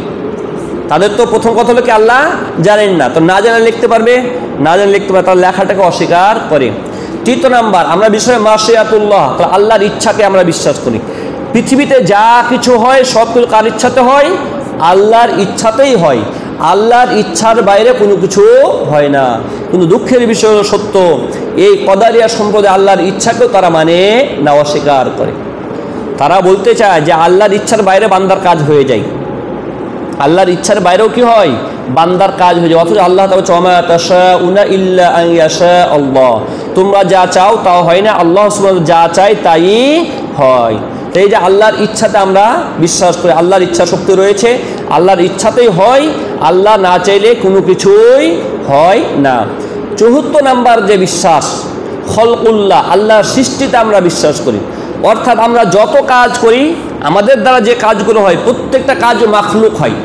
প্রত্যেকটা কাজ কি হয়? এই যে আমি কথাগুলো বলতেছি, আমার মুখ থেকে কথা বের হওয়ার পরে এগুলো কি হয়ে যায়? মাখলুক, সৃষ্টিতে রূপান্তর হয়। এগুলো সৃষ্টিকর্তাকে, এগুলো সৃষ্টিকর্তাকে আল্লাহ সুবহানাহু ওয়া তাআলা। বান্দা ভালো কাজ করলেও সেটাকে সৃষ্টি করেন কে? আল্লাহ। বান্দা খারাপ কাজ করলে সেটা সৃষ্টি করেন কে? আল্লাহ। কিন্তু কাদারিয়া সম্প্রদায়, যার কথা একটু আগে বললাম, যারা বিশ্বাস করে ভালো কাজের সৃষ্টিকর্তাকে আল্লাহ সুবহানাহু ওয়া তাআলা, আর খারাপ কাজের সৃষ্টিকর্তাকে ব্যক্তি নিজে, বান্দা নিজে, এই বিশ্বাস তারা করে। আমরা এটাকে বিশ্বাস করি না। তাহলে চারটা বিষয় লাগবে, তাহলে তাকদীরের প্রতি ঈমান কি হবে? সাব্যস্ত হবে। এক নম্বর হচ্ছে আমরা বিশ্বাস আল্লাহ জ্ঞান রাখেন, সব কিছু জানেন। দ্বিতীয় নাম্বার, সব কিছু লিপিবদ্ধ করে রেখেছেন। তৃতীয় নাম্বার, আল্লাহর ইচ্ছা হইলেও হয়, আল্লাহর ইচ্ছা শক্তি রয়েছে, আল্লাহর ইচ্ছা শক্তি রয়েছে, আল্লাহ চাইলে হয়, না চাইলে হয় না। চতুর্থ নাম্বার, সব কিছু সৃষ্টিকর্তাকে আল্লাহ সুবহানাহু ওয়া তাআলা। চারটা সমন্বয়ে তাকদীরের প্রতি ঈমান সাব্যস্ত হয়। কোনো একটাকে যদি আমরা অস্বীকার করি, তাকদীরের প্রতি ঈমান কি হবে না? সাব্যস্ত হবে না। তাকদীর কেন্দ্রিক তিনটা দলের সৃষ্টি হয়েছে। তাকদীর কেন্দ্রিক তিনটা দলের সৃষ্টি হয়েছে। একটা কাদারিয়া সম্প্রদায়, তাকদীরকে অস্বীকার করেছে, তাকদীর বলতে কিছু নাই, আমরা করি, তারপরে আল্লাহ জানে, তারপরে আল্লাহ লিপিবদ্ধ করে, তারা এটা বলে। দ্বিতীয় সম্প্রদায় হচ্ছে জাবারিয়া সম্প্রদায়। জাবারিয়া, যারা মনে করে আল্লাহ লিপিবদ্ধ করে রেখেছেন সেটাই বান্দা করে, বান্দার কোনো শক্তি নেই। জাবারিয়া সম্প্রদায় যারা কি বিশ্বাস করে? আল্লাহর ক্ষমতায় বিশ্বাস করে, আর বান্দাকে জড় পদার্থ মনে করে। মানে আপনার আমার কি নাই? কোনো ক্ষমতা নাই, সকল ক্ষমতাকে আল্লাহর। আল্লাহ লিখেছে দেখে আমরা করি। শুধু আমরা পাপ কাজ করলেও দোষ কার? আল্লাহর। আস্তাগফিরুল্লাহ। এই কথা বলে কারা? জাবারিয়া সম্প্রদায়। আমরা ভালো কাজ করলেও আল্লাহর ক্রেডিট, খারাপ করলেও আল্লাহর। শুধু খারাপ করলে আল্লাহ যদি আমাকে শাস্তি দেয়, আল্লাহ জালেম হবে, তাদের মতে। তাদের মতে, জাবারিয়া সম্প্রদায়ের মতে। এবার আপনি একটু চিন্তা করুন তো, আপনি যে কাজগুলো করেন, কাজগুলো করতে যে আপনি কি বাধার মুখোমুখি হন?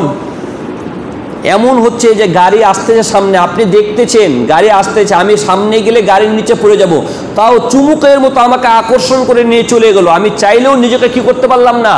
নিয়ন্ত্রণ করতে পারলাম না। এরকম হয় আমাদের? এরকম হয় কোনো সময়? কোনো সময় সাধারণত এরকম হয় না। আমি ডানে যাওয়ার ইচ্ছা পোষণ করেছি, কিন্তু জোর করে আমাকে কোন দিকে ঘুরিয়ে নেওয়া গেল হলো? বামে ঘুরিয়ে নিয়ে যাওয়া হলো। এরকম হয়? এরকম হয় না। তার মানে আমি যখন যেটা চাই তখন সেটা কি করতে পারি। এটাই সাব্যস্ত হচ্ছে আল্লাহ আমাদের কি দিয়েছেন? নিজের ইচ্ছা শক্তি দিয়েছেন। আল্লাহ নিজের ইচ্ছা শক্তি দিয়েছেন দেখে আমরা কাজগুলো করতে যে কার মুখোমুখি হচ্ছে না? চাপের মুখোমুখি হচ্ছে না, আমরা স্বাভাবিকভাবে কাজগুলো করতে পারছি। সমস্যা হলো যখন ভালো কিছু হয় তখন কিছু না, খারাপ কিছু হলে তখন সব দোষ কার দিকে চলে যায়? আল্লাহ সুবহানাহু ওয়া তাআলার দিকে চলে যায়। এই জাবারিয়া সম্প্রদায় হলো এই একটি সমস্যা। সুতরাং আমরা তৃতীয় নাম্বার হচ্ছে আহলুস সুন্নাহ ওয়াল জামাআহ, যারা বিশ্বাস করে আল্লাহর ইচ্ছা শক্তি রয়েছে, বান্দার ইচ্ছা শক্তিও রয়েছে। বান্দার উপর আল্লাহ সবগুলো চাপিয়ে দেননি। এটা বান্দা কোনো একটা কাজ করতে যে একটা চাপ সৃষ্টি এটা অনুভব করে না, সে স্বাভাবিকভাবে কাজগুলো করতে পারে। চাপ এটা তো বুঝেন, আপনাকে আমি জোর করে যদি একটা কাজ করাই, কাজটা করতে যে আপনার মানুষের একটা চাপ থাকে না।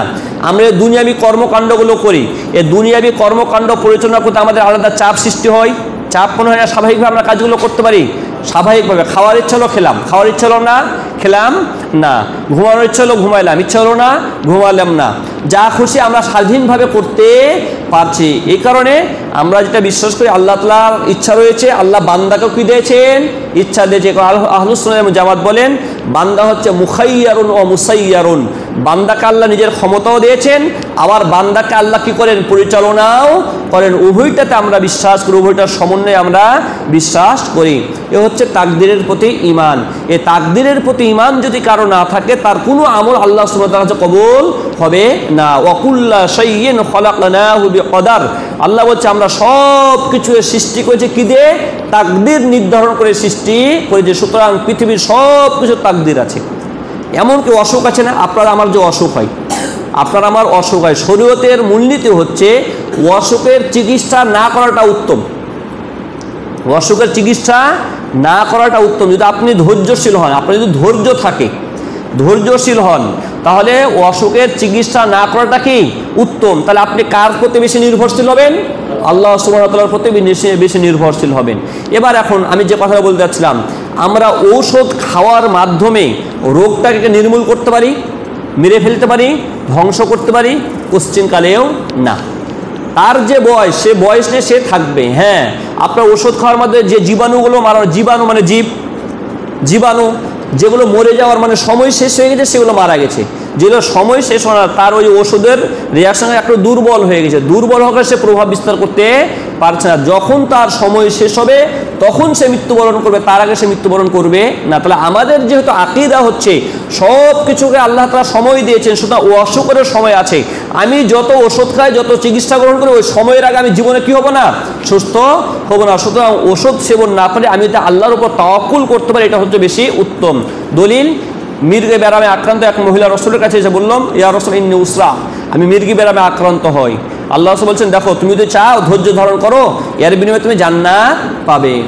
আর তুমি যদি চাও আমি তোমার জন্য দোয়া করবো, তুমি আরোগ্য লাভ করবে। তখন সেই মহিলা বলছে আল্লাহ ঠিক আছে, তাহলে আপনি আল্লাহর কাছে এটুকু দোয়া করুন যেন আমি যখন মির্গিতে যখন আক্রান্ত হই তখন আমার জন্য পোশাক আশাক আমি ঠিক রাখতে পারি, পোশাক আশাক যেন আমার কি না হয়ে যায়, পোশাক আশাক হারা যেন আমি না হয়ে যাই।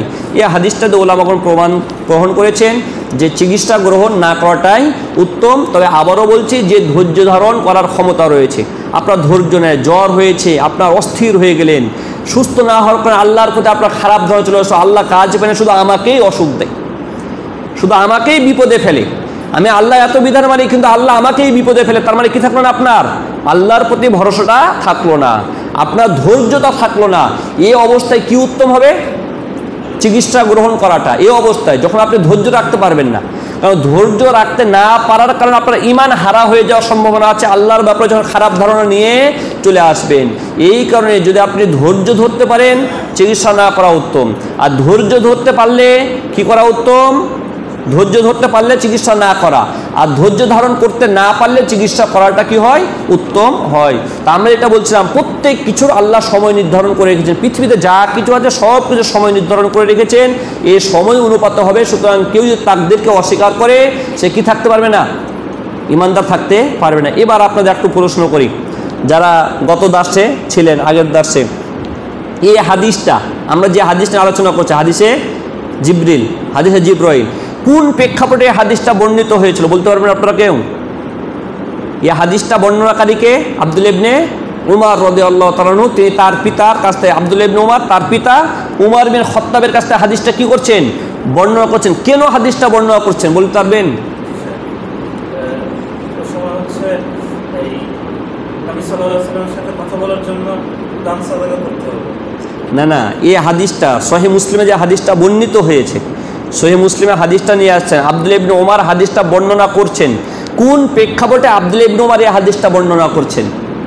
এই যে তাকদীর নিয়ে জিজ্ঞাসা করতে আসছিলেন, আব্দুল্লাহ ইবনে ওমরকে এক দল এসেছিলেন কি সম্পর্কে জিজ্ঞাসা করতে? তাকদীর। বলছে আমাদের অঞ্চল বাসরা অঞ্চলে মা'বাদ আল জুহানি নামে এক ব্যক্তির আবির্ভাব হয়েছে, তার কিছু অনুসারী আছে যারা বলে তাকদীর বলতে কিছু নাই, তাদের ব্যাপারে আপনি আমাকে বলুন। তখন ওই যে তাকদীরকে অস্বীকার করলে তার আমল কবুল হবে না, সে ইমানদার থাকতে পারবে না, ওই প্রেক্ষাপটে তখন কী করছেন? এই হাদিসটা বর্ণনা, এই জায়গাটা হচ্ছে আমাদের সম্পর্কিত, হাদিস বর্ণনার সাথে সম্পর্কিত। তা তাকদীরের প্রতি ঈমান আমাদেরকে রাখতে হবে। একটা বিষয় বলি, পৃথিবীতে অনেক কিছু আছে যেটা অনুধাবনের বাইরে, আমাদের অনুধাবন শক্তির বাইরে। আপনার যদি একটা প্রশ্ন, সাধারণ জ্ঞানের প্রশ্ন, আপনি বলুন তো পৃথিবীতে কতগুলো গর্ত আছে? গর্ত আছে না? গর্ত সংখ্যা কম না বেশি? অনেক বেশি গর্ত সংখ্যা। কিছু আছে মানব সৃষ্ট, আর কিছু আছে আল্লাহ তাআলা কর্তৃক প্রাকৃতিকভাবেই গর্ত হয়ে আছে। এই গর্তগুলোর কত পার্সেন্ট নিয়ে গবেষণা হয়েছে? কত পার্সেন্ট গর্ত নিয়ে গবেষণা হয়েছে? এগুলো নিয়ে আপনারা ভাবছেন আবার গবেষণার বিষয় নাকি এগুলো? না, এগুলো নিয়েও গবেষণা হয়। এই গর্তগুলো কীভাবে হলো না হলো এগুলো গবেষণা হয় এই গর্ত নিয়ে। বলতে মানে অনেক দিন আগে আমি একটা গবেষণা করছিলাম, ওরা বলছে পৃথিবীতে যত গর্ত আছে গর্তের 5% গর্ত নিয়েও কি শেষ হয়নি, গবেষণা শেষ হয়নি। যেগুলো বড় বড় গর্ত, ছোটোখাটো বাদ যেগুলো মৌলিক বড় বড় গর্ত, এগুলো এটাও নিয়ে গবেষণা হয়নি। তাহলে কত আমাদের জানার বাইরে কত কিছুই আছে না? বর্তমান প্রযুক্তি এত উন্নতির শিখরে আরোহণ করেছে, মাটির নিচে কি আছে বিজ্ঞানীরা আবিষ্কার করতে পেরেছে? বিজ্ঞানী আবিষ্কার করতে পারেনি। আপনারা জানেন একটা প্রজেক্ট হাতে নেওয়া হয়েছিল, যে প্রজেক্টের কাজ ছিল মাটির নিচ খনন করে মাটির নিচে কি আছে গবেষণা চালানো। মেক্সিকোতে গবেষণাটা প্রজেক্টটা বাস্তবায়ন করতে যেয়ে বলে সর্বোচ্চ তারা 13 কিলোমিটার যেতে পেরেছিলেন মাটির নিচে। কয় কিলোমিটার? 13 কিলোমিটার যেতে পারার পরে ভয়ে প্রজেক্ট শেষ করে চলে আসছিলেন। কি ভয় তাও তারা কারোর সঙ্গে প্রকাশ করতে পারেনি, বলতে পারেননি। এই যে যেটা আমরা যেটা বলতে বুঝাতে চাচ্ছি, মাখলুকাত যেগুলো আমরা চোখে দেখি সেগুলো আমরা কি করতে পারি না, উদ্ঘাটন করতে পারি না। তাকদীরের বিষয়টা তো আমাদের অনুধাবনের সম্পূর্ণ বাইরে, এই কারণে এটাকে আমরা বুঝতে পারবো এর কোনো নিশ্চয়তা নেই। এই কারণে ঈমানদারদের সবচেয়ে বড় বৈশিষ্ট্য হচ্ছে আল্লাযীনা ইউমিনুনা বিল গায়ব। কার প্রতি ঈমান রাখবে? গায়বের প্রতি ঈমান রাখবে। সব কিছু চোখে দেখলে বাস্তবসম্মত হলে বিশ্বাস করব, বাস্তবসম্মত না হলে বিশ্বাস করব না, এই চিন্তা যদি কারো ভিতরে আসে সে কোশ্চিনকালেও কি থাকতে পারবে না, ঈমানদার থাকতে পারবে না। তো ভাগ্যের প্রতি ঈমান তেমনই একটি বিষয়। ষষ্ঠ নাম্বার হচ্ছে আনতুমিনা বিল কদা আনতুমিনা বিল ইয়াউমিল আখির, পরকাল দিবসের প্রতি ঈমান। পরকাল দিবস বলতে মানুষের মৃত্যুর পর থেকে নিয়ে জান্নাত জাহান্নামে প্রবেশ পর্যন্ত যা কিছু হবে, কবরের আযাব আছে, কবরের শাস্তি আছে, কবরের প্রশ্ন উত্তর আছে, কবর থেকে আমাদের কি হতে হবে? প্রত্যান হবে, হাসরের ময়দানে একত্রিত হতে হবে, দাড়িপাল্লা প্রতিষ্ঠা করা হবে, আমাদের আমলনামা ওজন করা হবে, পুলসিরাত আছে, হাউজে কাউসার রয়েছে, জান্নাত রয়েছে, জাহান্নাম রয়েছে। এই সবগুলোর প্রতি কি রাখতে হবে? ঈমান রাখতে হবে। তাহলে পরকাল দিবসের প্রতি ঈমান হবে।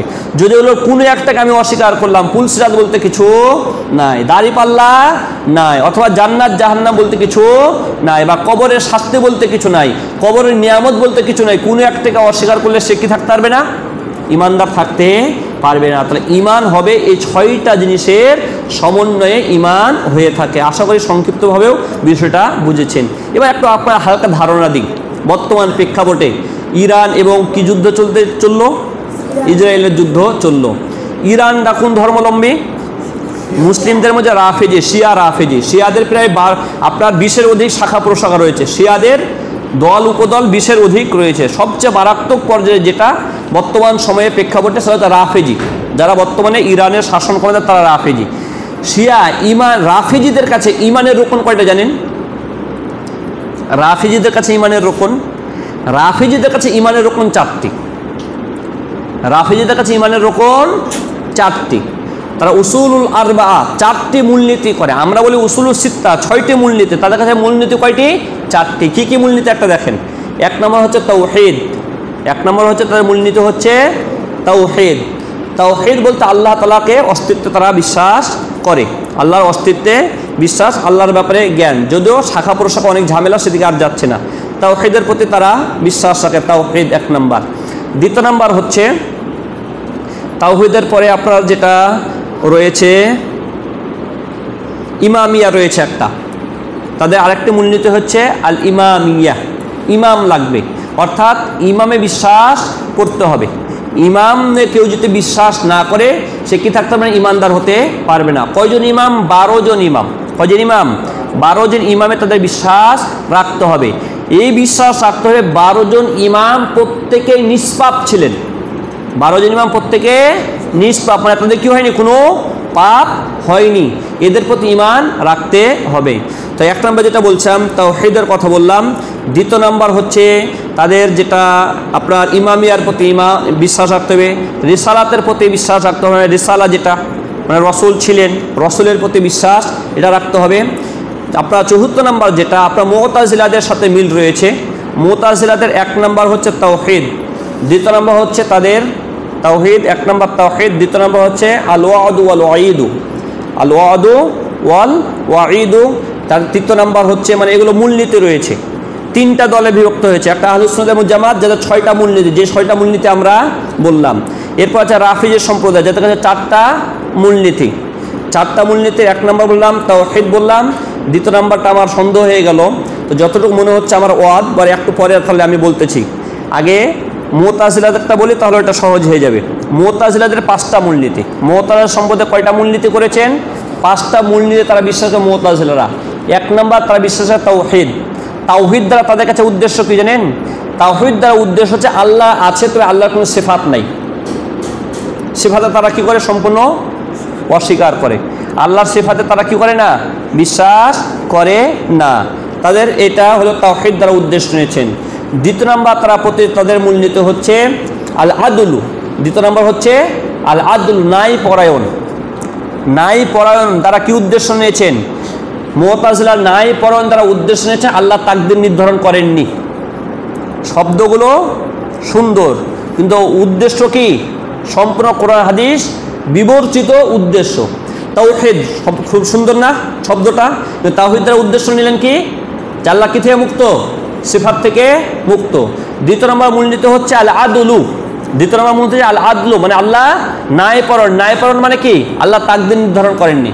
আল্লাহ যদি তাকদীর নির্ধারণ করে থাকেন আর তাকদীর অনুপাতেই বান্দা যদি করে আর ওই কারণে যদি ব্যক্তিকে আবার জাহান্নাম দিতে হয়, তাহলে আল্লাহ তো কি হলেন না? ন্যায়পরায়ণ হলেন না।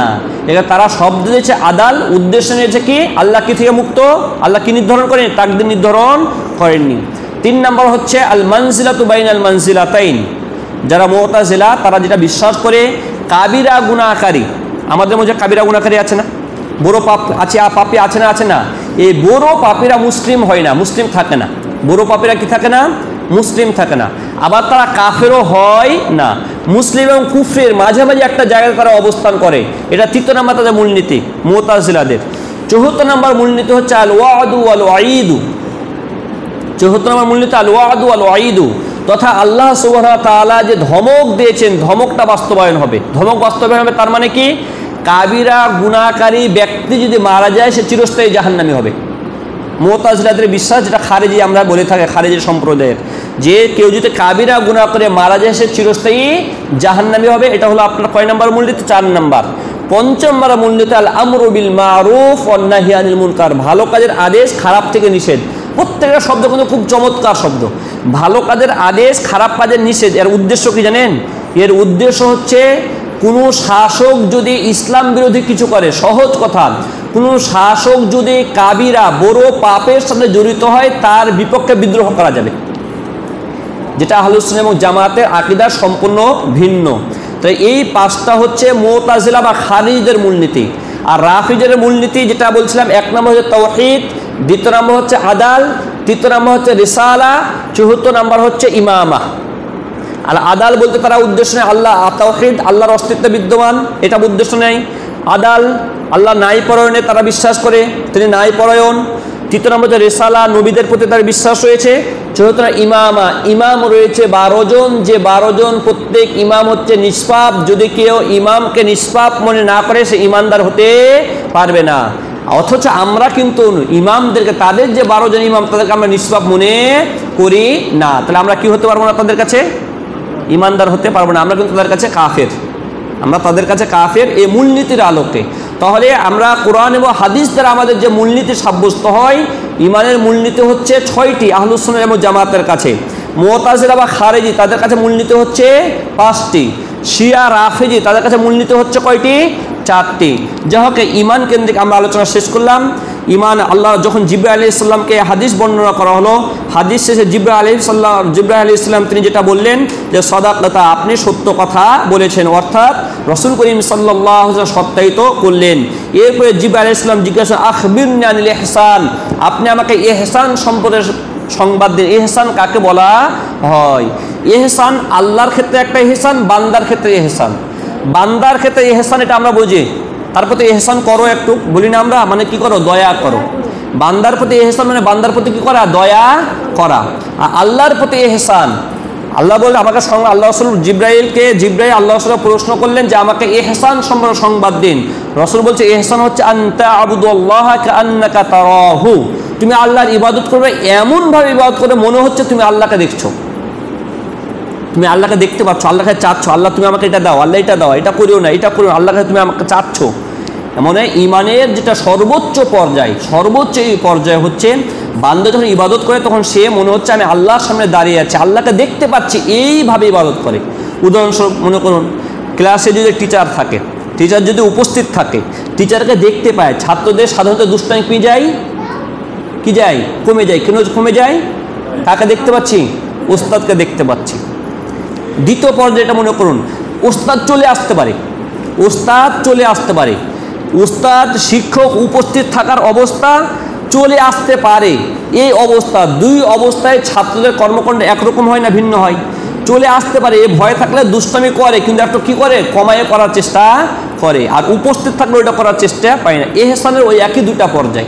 আপনি যখন মনে করবেন যে না আল্লাহ বিদ্যমান হচ্ছে, আমি আল্লাহকে দেখতে পাচ্ছি, তখন আপনার কর্মকাণ্ড ইবাদতগুলো স্বাভাবিকভাবে কী হবে? মনোযোগী বেশি হবে।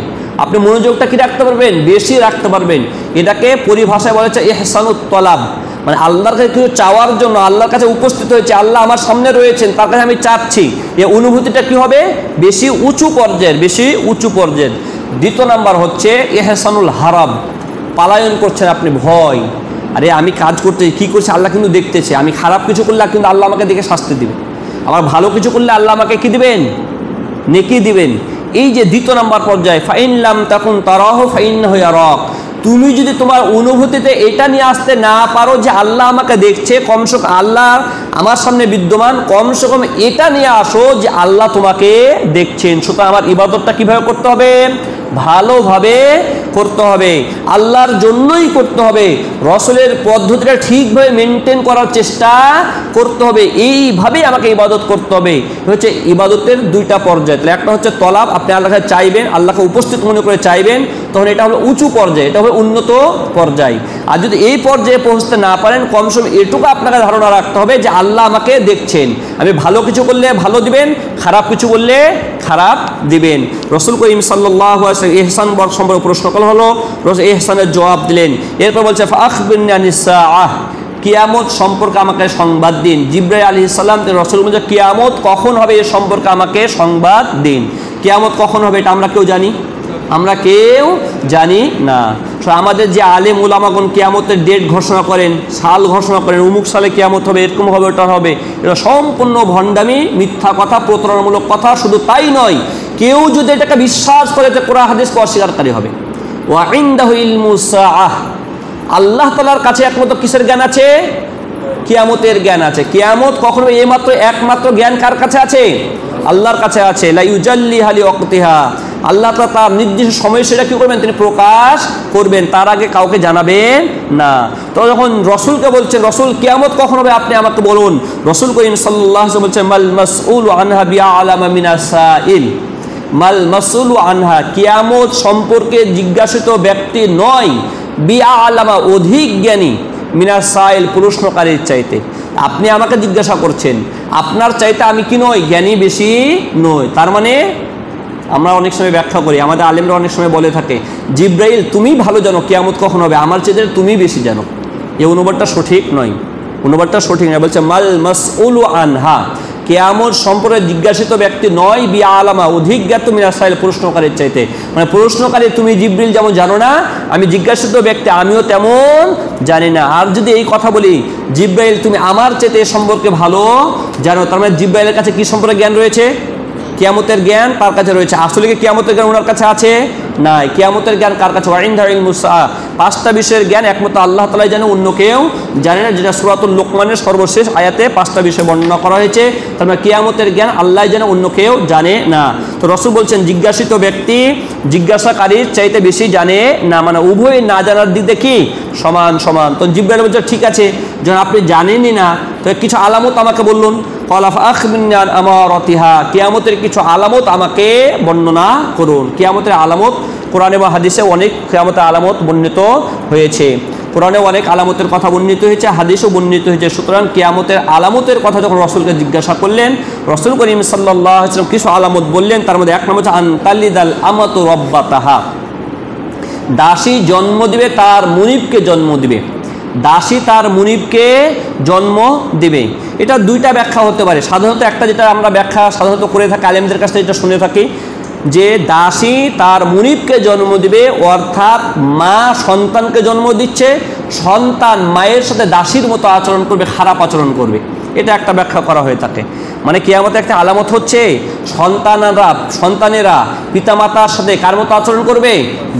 দাসীর মতো আচরণ করবে, খারাপ আচরণ করবে। এটা একটা ব্যাখ্যা করা হয়। আর একটা ব্যাখ্যা হলো আনতালিদাল আমাতু রাব্বাতাহা, দাসী তার মালিককে জন্ম দিবে। দাসী ধনী না গরিব? দাসী সাধারণত কি হয়? গরিব হয়। সে তার মুনিবকে জন্ম দিবে, মানে বাদশা জন্ম দিবে, মানে গরিবের ঘরের লোক সে কি হয়ে যাবে? নেতা হয়ে যাবে। গরিবের লোক সে কি হয়ে যাবে? গরিব, একসময় ফকির, হতদরিদ্র, চা বেচা ব্যক্তি, এখন কি হয়ে গেছে? ভারতের প্রেসিডেন্ট হয়েছে। ঠিক আছে না? চা বিক্রি করা মুদির যেটা পাওয়া যায় নরেন্দ্র মোদী, এই যে এরকম যারা একসময় কি ছিল? হতদরিদ্র ছিল, তারা একসময় কি হবে? বড় নেতা হয়ে যাবে। এই আর একটি ব্যাখ্যা করেছে আনতালিদাল আমাতু, অর্থাৎ গরিব শ্রেণীর ব্যক্তি জন্ম দেবে, রব্বাহ তার মুনিবকে জন্ম দেবে, রাষ্ট্রনেতা জন্ম দেবে, গরিবের ঘর থেকে ধনী ধনী ব্যক্তির সৃষ্টি হবে। এই একটা ব্যাখ্যা করেছেন। আবার কেউ কেউ আধুনিক, কেউ কেউ আর একটা ব্যাখ্যা করেন জরায়ু ভাড়া দেওয়া। আপনারা জানেন জরায়ু ভাড়া দেওয়া যেটা হয়, এখন শৌখিন স্বামী স্ত্রী দুজনেই শৌখিন, তারা চায় না যে তার স্ত্রী বাচ্চা নেবে, তার গর্ভে বাচ্চা নেবে, এটা তার জন্য অনেক কষ্টকর হওয়ার কারণে এখন সে কী করতে চায়? স্বামীর মানে বীর্য স্ত্রীর বীর্যকে মিশ্রণ ঘটে তৃতীয় কোনো এক মহিলার জরায়ুতে কী করে? স্থাপন করে। এখন এই যে মহিলার জরায়ুতে এটা স্থাপন করা হচ্ছে, কিসের বিনিময়ে কাজটা করছে? টাকার বিনিময়ে। কিসের টাকা পাচ্ছে? ওই যে তার পেটে মালিক রয়েছে, পেটে তার কি রয়েছে? মালিক বসে রয়েছে, তার বিনিময়ে টাকা পাচ্ছে। কে এই ব্যাখ্যাটা করেছেন আল্লাহ আলাম, এ ব্যাপারটা সঠিক মিথ্যা হওয়ার ব্যাপারে। তবে সালাফে সলিহিনগণ, পূর্ববর্তী আলেমগণ প্রথম যে দুইটা ব্যাখ্যা করলাম ওই ব্যাখ্যা তারা করেছেন। তো এখন এই যে মাসআলাটা আসলো, অন্যের জরায়ুতে প্রতিস্থাপন করা, এটা বৈধ হবে না হবে না? এটা সম্পূর্ণ হারাম হবে, এটা জেনার হুকুমে যাবে। আপনার টেস্ট টিউব যেটা বলা হয়, টেস্ট টিউব আর তিফলুল আনাবিব, আরবিতে বলে তিফলুল আনাবিব, যেটা টেস্ট টিউব বলা হয়। টেস্ট টিউব বিশেষ শর্ত সাপেক্ষে জায়েজ রয়েছে। স্বামীর মানি বীর্যর সাথে স্ত্রীর বীর্য এমনভাবে প্রক্রিয়াজাত করতে হবে, অন্য কোনো কিছু মিশ্রণের কোনো কি নাই, সুযোগ নাই, সম্পূর্ণ সন্দেহমুক্ত থাকতে হবে। এরপরে এই কাজটা করাতে হবে মুসলিম বিশেষজ্ঞ অভিজ্ঞ ডাক্তারের বিনিময়ে যদি করা হয়, এবং সেই পানি দ্বয়ের মাঝে অন্য কোনো পানির মিশ্রণ ঘটেনি, এটা যদি সুনিশ্চিত হয় তাহলে এটা করা কি আছে? শরীয়ত অনুমোদন করেছে, জায়েজ আছে। এর বাইরে মনে করেন যে স্ত্রীর ক্ষমতা নাই, তার পানি কার্যকরী না, স্বামীর পানির সাথে অন্য কোনো মহিলার পানি নিয়ে কোথায়? স্ত্রীর জরায়ুতে স্থাপন করা হলো, এটা কি হবে? জিনার হুকুমে যাবে, হারাম হয়ে যাবে। অন্য কোনো পুরুষের পানি নিয়ে স্ত্রীর পানির সাথে প্রতিস্থাপন করা হলো স্ত্রীর জরায়ুতে, এটাও কি হবে? হারাম হবে। দুঃখের বিষয় হলো সত্য, এখন আরও যে কাজগুলো হচ্ছে, মানুষের মানির সাথে পশু প্রাণীর মানিকে মিশ্রণ করে নতুন নতুন কি সৃষ্টি করা যায়, এগুলো নিয়ে গবেষণা চলছে। এটা হলো আসাদুত তাগয়িরে খলকিল্লাহ, এটা হচ্ছে আল্লাহর সৃষ্টির মারাত্মক বিকৃতি। আল্লাহর সৃষ্টির বিকৃত ঘটনা হারাম না হারাম না? হারাম। তো সবচেয়ে মারাত্মক পর্যায়ে হারাম কোনটা?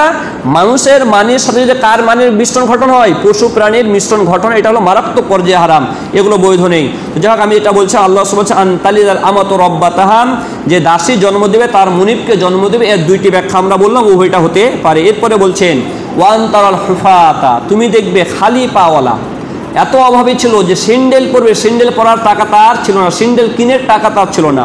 ওয়াতা, বস্ত্রহীন, শরীরে কাপড় দেওয়ার মতো টাকা ছিল না, কাপড় কিনবে, কাপড় পরিধান করবে এই সুযোগ তার ছিল না।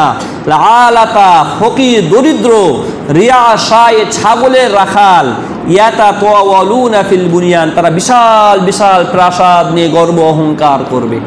মধ্যপ্রাচ্যের দিকে তাকান, মধ্যপ্রাচ্যের অবস্থা একসময় কী ছিল, অর্থনৈতিকভাবে তারা কত দরিদ্র বা কঠিন অবস্থা গিয়েছে, কেমন অবস্থায় গিয়েছে। বুখারীর হাদিসে যদি মুগরা বিন শুবার বক্তব্য শুনেন দেখবেন, যখন মুগরা বিন শুবার জিহাদে গিয়েছেন, জিহাদটা সংগঠিত হচ্ছে আপনার রোমান বাদশার সাথে সেই যুদ্ধ।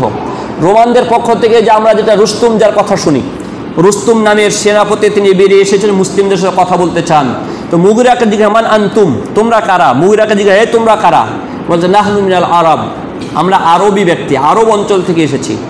আমরা নামুসুন নাওয়া মিনাল জু, ক্ষুধার কারণে আমরা খেজুরের যে বিচি আছে বিচে আমরা চুষে চুষে খেতাম, ক্ষুধা, খাবার পাচ্ছি না, আমরা কি চুষতাম? খেজুরের বিচি চুষতাম। ও নামুসুল জিলদা, আমরা চামড়া চুষতাম, চামড়া খেতাম। না আবুদুল হাজারা, আমরা পাথর পূজা করতাম, ও সাজারা, গাছের পূজা করতাম।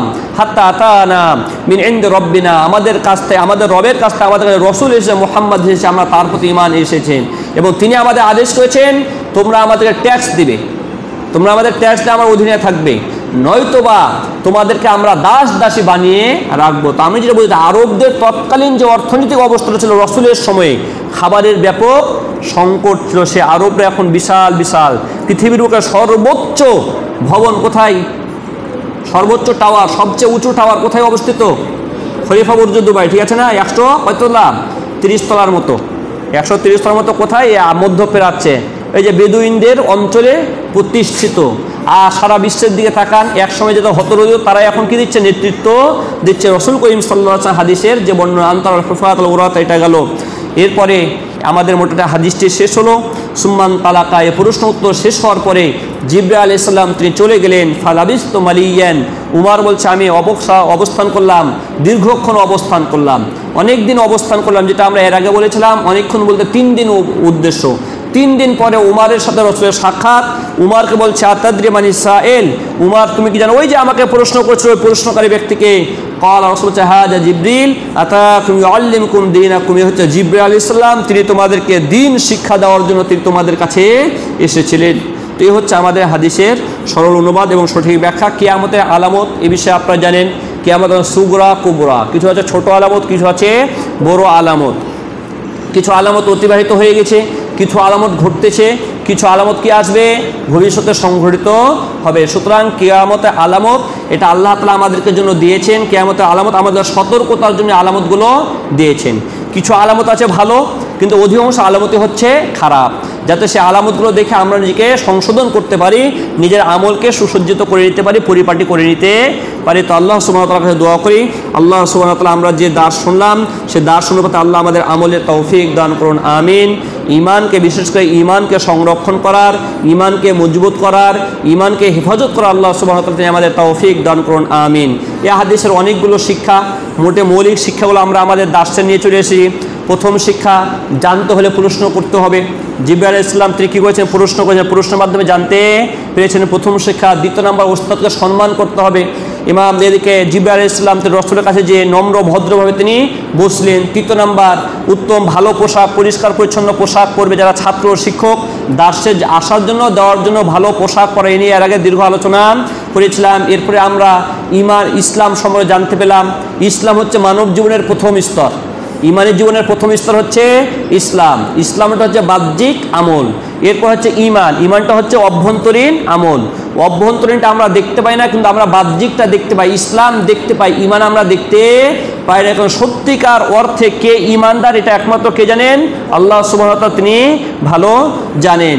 এরপরে আমরা এখানে ইহসান সম্পর্কে জানতে পারলাম, কিয়ামতের কিছু সংক্ষিপ্ত আলামত সম্পর্কে আমরা জানতে পারলাম। এই হাদিসটির ব্যাখ্যা যদি করা যায়, বিস্তারিত ব্যাখ্যা করলে দীর্ঘদিন এই ব্যাখ্যা করা যাবে এবং বড় বড় একটা পাণ্ডুলিপি, বড় বড় গ্রন্থ লিপিবদ্ধ করা যাবে এই হাদিসের বিস্তারিত ব্যাখ্যা করতে হলে। প্রত্যেকটা আল্লাহ কেন্দ্রিক আলোচনা, আমাদের সামাজিক আলোচনা তো বাদ করতে পারলাম না। আল্লাহ কেন্দ্রিক, আমাদের সমাজের লোকে আল্লাহ কেন্দ্রিক কি বিশ্বাস রাখে?